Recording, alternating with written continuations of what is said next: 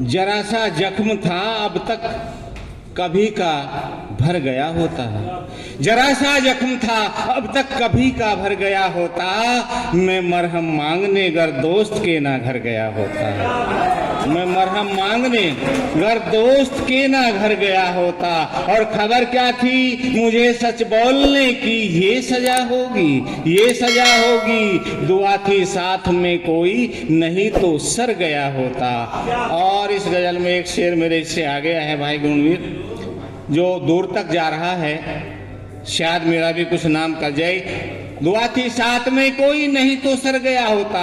और खुदा का शुक्र है बस एक ही बेटा कमाता है।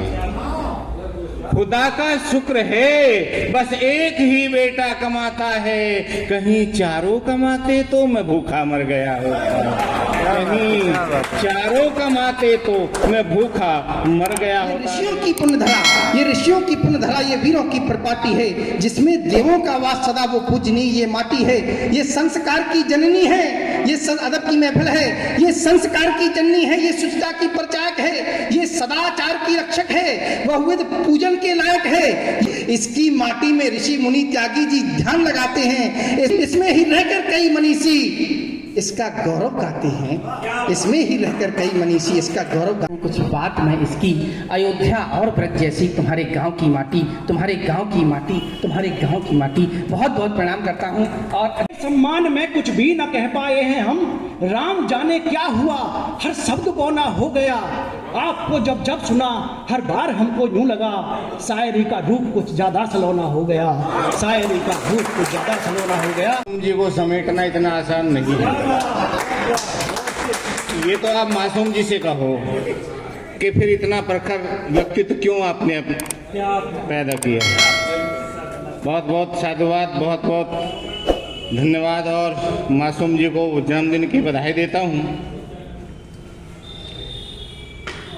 शायरी के बारे में क्या कहूँ, हर आदमी इनके हर इतने शेर हैं कि कोट करते करते कई दिन हो जाएंगे, लेकिन एक एक तो हिस्से में आता ही है। भाई संदीप, और तूने बुला तो लिया, मुझे तो ऐसा लग रहा था कि मुझे तो और कोई यहाँ जानता नहीं, तुम क्या, तो मुझे सारी जिंदगी हो गई। खैर, मैं भी देख रहा था कि कौन सा शेर कितना। तो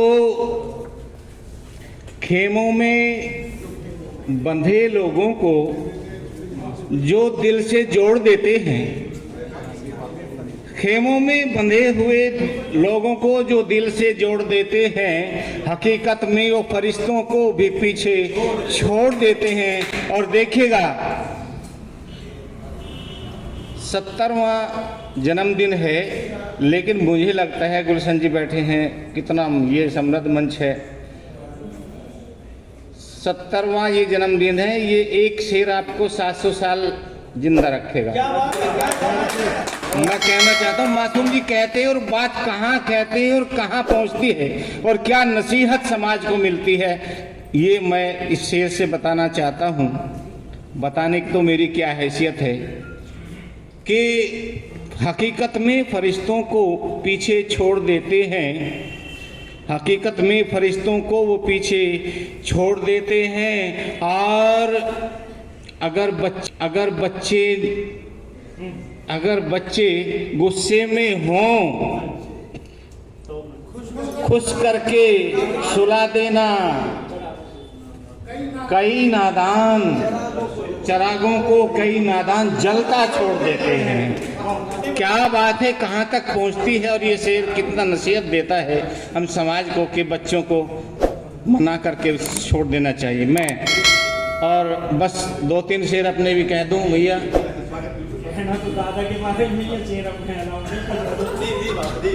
आप तो कहेंगे जो कुछ कहेंगे, आपकी बात का ज्यादा वजन नहीं है, ये याद रखो कि मैं कहना चाहता हूं। सुनिएगा कि जरा सा जख्म था अब तक कभी का भर गया होता। जरा सा जख्म था अब तक कभी का भर गया होता। मैं मरहम मांगने घर दोस्त के ना घर गया होता। मैं मरहम मांगने घर दोस्त के ना घर गया होता। और खबर क्या थी मुझे सच बोलने की, ये सजा होगी, ये सजा होगी। दुआ थी साथ में कोई नहीं तो सर गया होता। और इस गजल में एक शेर मेरे इससे आ गया है भाई गुणवीर, जो दूर तक जा रहा है, शायद मेरा भी कुछ नाम कर जाए। दुआ थी साथ में कोई नहीं तो सर गया होता। और खुदा का शुक्र है बस एक ही बेटा कमाता है।